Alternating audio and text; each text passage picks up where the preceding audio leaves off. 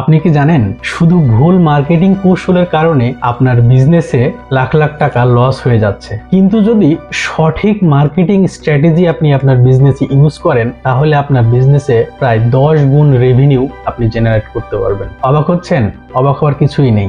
আজকের ভিডিওতে আমি দেখাবো ব্যাড মার্কেটিং ডিল এবং স্মার্ট মার্কেটিং ডিল দুইটা জিনিস কি, আপনার মধ্যে কোন কোয়ালিটি আছে আর কোন কোয়ালিটি আপনাকে অ্যাচিভ করতে হবে। আজকের ভিডিওটি দেখলে আপনি বুঝতে পারবেন। চলুন শুরু করা যাক।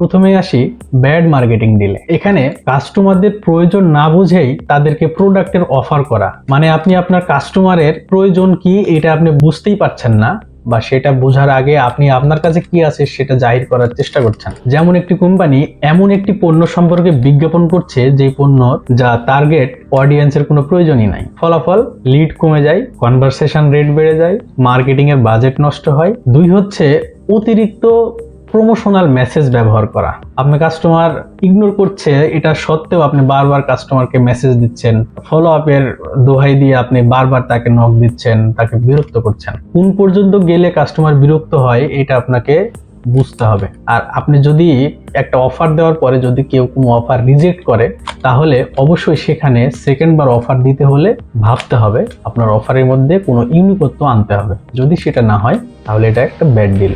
ব্যাড ডিলে আরেকটা প্রবলেম হয় কি, ট্রাস্ট ফ্যাক্টর কমে যায়। কিভাবে বিশ্বস্ততা কমে যাবে? প্রথমবার আপনি যখন কাস্টমারের কাছে আপনার নিজেকে প্রেজেন্ট করতে ব্যর্থ হলেন, তখন কাস্টমার বুঝে যায় যে আপনার মধ্যে কি আছে আর কি নাই। ওই যে প্রথম দেখায় একটা আলাদা একটা এক্সপ্রেশন কাজ করে। এই কারণে প্রথম দর্শন যেন অবশ্যই খুব সুন্দরভাবে হয়। আপনি প্রোডাক্ট বিক্রি করতে যাচ্ছেন ঠিকই, প্রোডাক্ট বিক্রির আগে আপনাকে নিজেকে বিক্রি করতে হবে। আপনি যদি নিজেকে বিক্রি করতে না পারেন তাহলে প্রোডাক্ট বিক্রি হবে না। কাস্টমারের যদি আপনার প্রতি ভরসা না হয় তাহলে আপনার কাছ থেকে প্রোডাক্ট কিনবে না। এটা একটা ব্যাড ডিলের অংশ।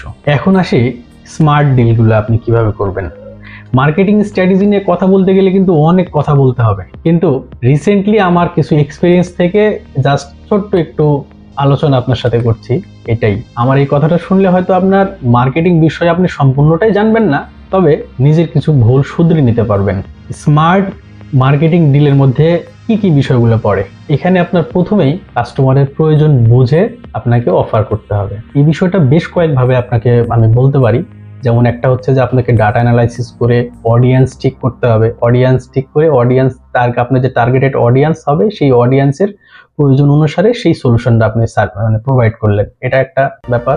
কাস্টমারের প্রয়োজন বুঝে আপনি তাদের সলিউশন দিলেন। আরেকটা ব্যাপার হচ্ছে যেটা অফলাইন মার্কেটিং এর কাস্টমারের কাছে যদি আপনি যান, সেখানে যায় যদি দেখেন যে কোনো কাস্টমারের নির্দিষ্ট কোনো ডিমান্ড আছে, আপনি হুট করে একটা মার্কেটিং এর জন্য আপনার প্রোডাক্ট নিয়ে গেলেন, কাস্টমার আপনাকে তার ডিমান্ড শোনালো, যে বললো যে ভাই আপনি তো আসছেন আজকে, আমার তো এই ব্র্যান্ডের একটা প্রোডাক্ট আমার দরকার কিন্তু এটা নাই। তো আপনি যদি বলেন যে না এটা আমাদের কাছে হবে না, এটা হচ্ছে ব্যাড ডিল। এই জায়গায় আপনাকে বলতে হবে কি যে ভাই এটা আমি দিতে পারবো এই ব্র্যান্ডেরটাও, কিন্তু আমাদের কাছে সেম প্রোডাক্ট আছে কিন্তু আমাদের ব্র্যান্ড আলাদা, আপনি চাইলে এটা নিয়ে দেখতে পারেন। টেস্ট কম্পেয়ার করে যদি মনে হয় যে না এই রিয়েজেন্টের রেজাল্ট ঠিক আছে বা এই প্রোডাক্টের কোয়ালিটি আপনি যেই প্রোডাক্ট অনুসারে চাচ্ছেন সেই কোয়ালিটি সেম, তাহলে আপনি রাখতে পারেন। আর যদি মনে হয় যে না আপনি ওইটাই নিবেন, ওই ব্র্যান্ডেরটাই নিবেন, সেক্ষেত্রে আমরা সেটাও দিতে পারবো, তবে একটু সময় লাগবে। পরে আপনি সেই কোম্পানির সাথে কথা বলে তাদের কাছ থেকে ম্যানেজ করে দিতে পারবেন। কিন্তু ইনিশিয়ালি আপনাকে না বলা যাবে না। যখন আপনি তাকে সাপোর্ট দিবেন, তার পরবর্তীতে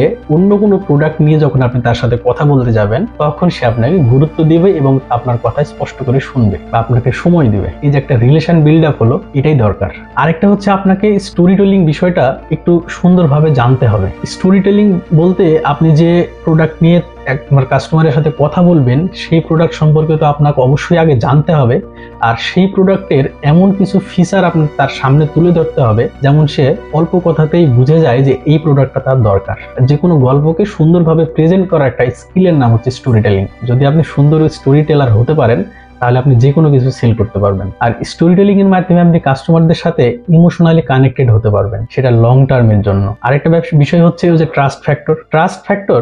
আপনার ট্রাস্ট ফ্যাক্টর কিন্তু হুট করে আসে না। এট ফার্স্ট আপনার ফেস দেখে বা আপনার এক্সপ্রেশন দেখে, আপনার কথা দেখে তাদের একটু ভালো লাগা তো কাজ করতেই হবে। তারপরে আপনার ব্যবহার, আপনার কথা সবকিছু তাদেরকে ভালো লাগতে হবে, তারপরে না সে আপনাকে ট্রাস্ট করবে। তো ট্রাস্ট ফ্যাক্টর বিল্ড আপ করতে হলে আপনার কথার আর কাজের মিল থাকতে হবে। কোনো সার্ভিস দেওয়ার পরে বা কোনো প্রোডাক্ট দেওয়ার পরে অন্তত একবার হলেও জিজ্ঞাসা করুন যে ভাই এই জিনিসটা কেমন, বা স্যার এই প্রোডাক্টটা আপনাদের ইউজ করার পরে কেমন লেগেছে। এই রিভিউটা অনেক গুরুত্বপূর্ণ। আবার আপনি যখন রেফারেন্স দিতে পারবেন, সত্যি রেফারেন্স, যে আমাদের এই প্রোডাক্ট এই লোকেরা ইউজ করছেন বা আমার এই প্রোডাক্ট এই জায়গায় আছে, আপনি যখন রেফারেন্স দিবেন তখন আরো বেশি ট্রাস্ট ফ্যাক্টর বাড়বে। সেক্ষেত্রে আপনি অনলাইনে যদি ট্রাস্ট ফ্যাক্টর বাড়াতে চান, আপনার কাস্টমার প্রুফ দিতে হবে, সেল প্রুফ দিতে হবে যে আমি এই প্রোডাক্ট এভাবে সেল করেছি, দেখেন। তো এভাবে ট্রাস্ট ফ্যাক্টর আপনাকে বিল্ড করতে হবে। আরেকটা জিনিস হচ্ছে আপনাকে ক্লিয়ার কাট ডিল হতে হবে। এরকম অনেক মার্কেটার আছে যারা কাস্টমারদের সাথে ভালো সম্পর্ক আছে, তারা বললো যে বস আমাদের এই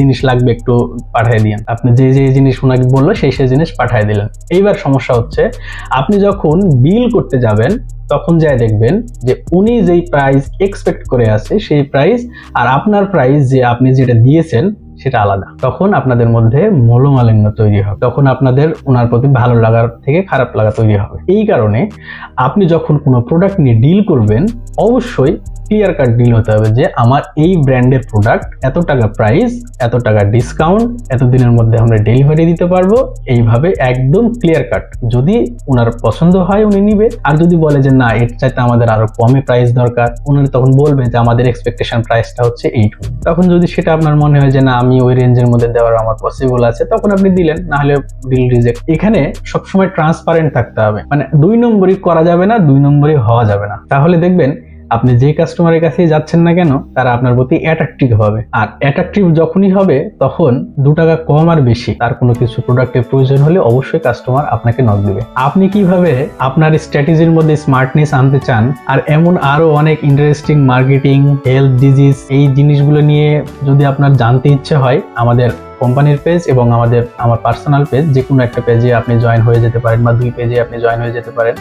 আপনি সবসময় আমাদের কাছ থেকে এরকম ইনফরমেটিভ ভিডিও দেখতে পারবেন, যেটি আপনার প্রতিদিনের লাইফে অল্প কিছু হলেও ভ্যালু অ্যাড করবে। দেখা হবে পরের কোনো ভিডিওতে। সে পর্যন্ত সবাই অনেক ভালো থাকবেন, সুস্থ থাকবেন, সব সময় নতুন কিছু শিখতে চেষ্টা করবেন। আল্লাহ হাফেজ।